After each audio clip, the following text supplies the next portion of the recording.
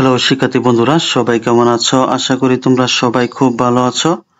আজকে আমরা ক্লাস 5 এর ইংলিশ ফর টুডে যে বইটি রয়েছে সে বই থেকে আজকে আমরা ইউনিট 5 এর দুটি লেসন আজকে আমরা কমপ্লিট করব। লেসন দুইটি হচ্ছে, এখানে তোমরা দেখতে পাচ্ছ দেওয়া আছে 8 থেকে 9, এখানে 8 থেকে 9 হবে না, এখানে হবে 7 থেকে 8। এখানে তারা ভুল লিখেছে, কারণ নতুন বছরে তোমরা জানো অনেক বই ছাপানোর কাজ তাদের করতে হয়েছে, এই কারণে তাদের এই মিস্টেক গুলো হয়েছে টুকটাক। এখানে আমরা জানবো কি 7 থেকে 8, এখানে কিন্তু 8 থেকে 9 হবে না। এখন আমরা আমাদের মূল যে টপিক সেই টপিকটা দেখব। এখানে আমরা প্রথমে দেখতে পাচ্ছি বলা হচ্ছে ল্যাঙ্গুয়েজ ফোকাস।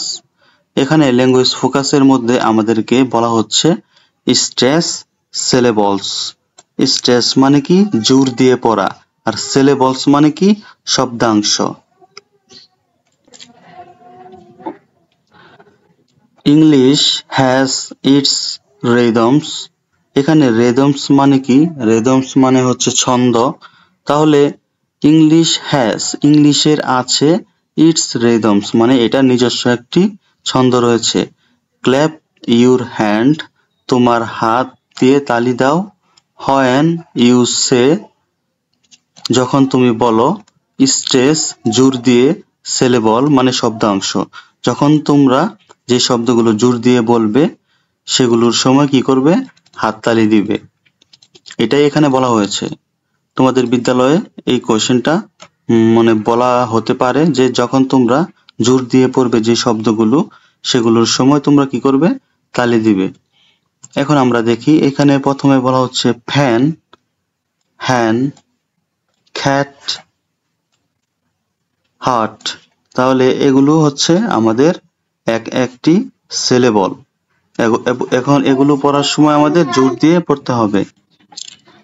এই যে সিলেবল গুলো আমরা এখন পড়েছি, ফ্যান, হ্যান, খ্যাট, হার্ট।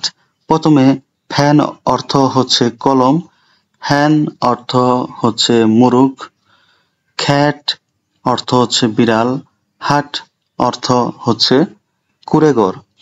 এই প্রত্যেকটি আলাদা আলাদা এক একটি সিলেবল, আর এগুলোকে আমরা জোর দিয়ে পড়বো। আর এগুলো জোর দিয়ে পড়ার সময় কিন্তু আমাদের হাতে কি করার কথা বলা হয়েছে? তালি দেওয়ার কথা বলা হয়েছে। Clap your hand when you say stress syllable. এটা তোমাদের বিদ্যালয়ে বললে তোমরা এরকম ভাবে পড়বে। তারপরে নিচে বলা হচ্ছে এ ফ্যান, এ হ্যান, এ খ্যাট। তারপর রয়েছে এ হাট।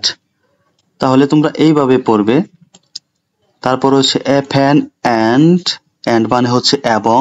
তাহলে এ ফ্যান অ্যান্ড মানে এবং, এ হ্যান অ্যান্ড এবং, এ খ্যাট অ্যান্ড এবং, এ হাট। মানে এগুলো পড়ার সময় একটু জোর দিয়ে পড়বে। আশা করি এতটুকু বুঝতে পেরেছো কিভাবে এই কাজটা তোমরা করবে। এখন আমরা একটু নিচের দিকে আসার পর দেখতে পাচ্ছি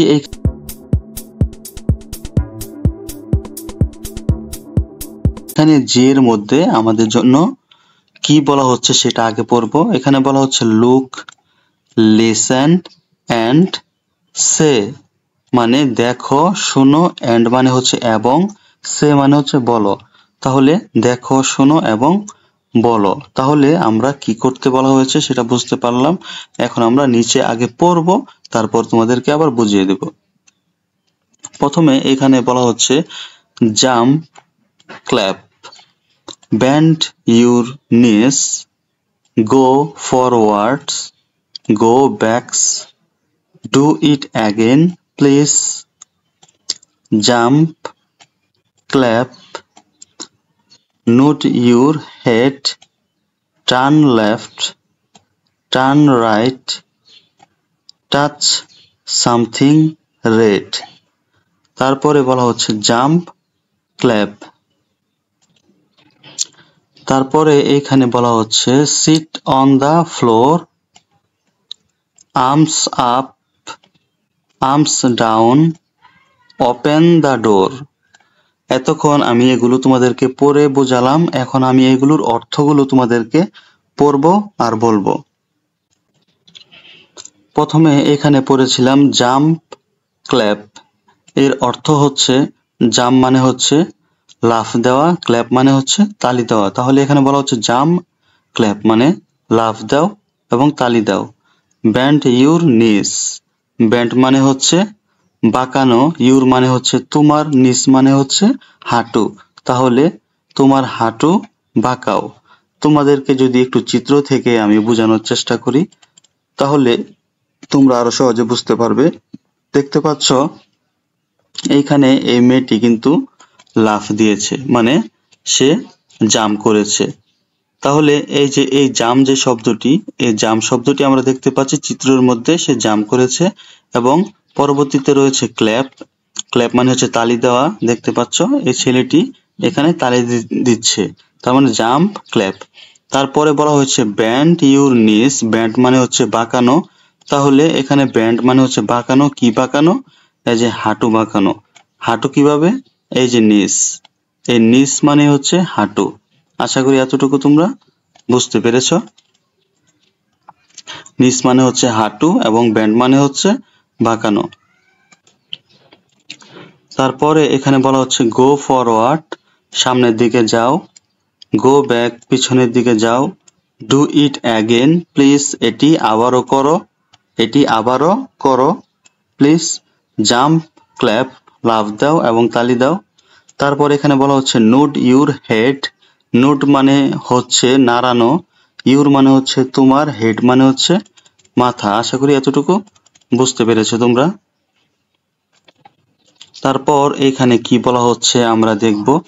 টার্ন লেফট, টার্ন মানে হচ্ছে ঘোরা, কোনো দিকে ঘুরে দাঁড়ানোকে বলা হয় টার্ন। লেফট মানে হচ্ছে বাম দিকে, তাহলে বাম দিকে ঘুরো। টার্ন রাইট মানে ডান দিকে ঘুরো।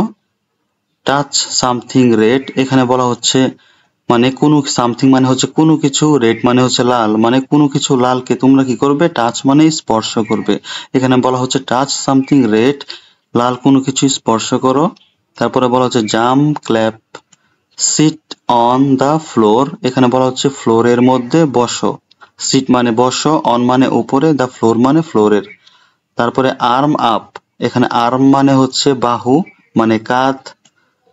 আপ মানে হচ্ছে মানে কাঁধের উপরে, বলা হচ্ছে আর্ম আপ মানে কাঁধটা উপরে তোলো। আর্ম ডাউন, কাঁধটা নিচে দিকে করো। ওপেন খুলো, দা ডোর মানে ডোর মানে হচ্ছে দরজাটি খুলো। আশা করি এতটুকু বুঝতে পেরেছ।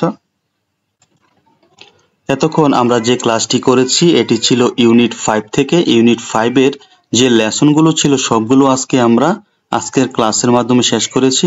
আশা করি এখান থেকে সম্পূর্ণ ক্লাসটি তোমরা খুব ভালোভাবে বুঝতে পেরেছ। এখন আমরা নিচের দিকে গেলে দেখতে পাচ্ছি এখানে রয়েছে ইউনিট 6। আমরা আজকে ইউনিট 5 কমপ্লিট করলাম।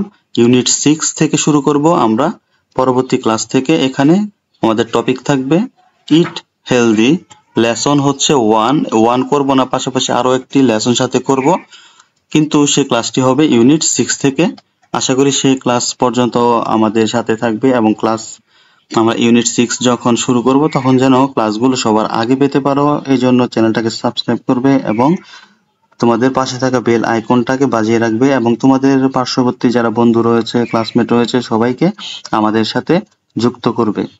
ধন্যবাদ।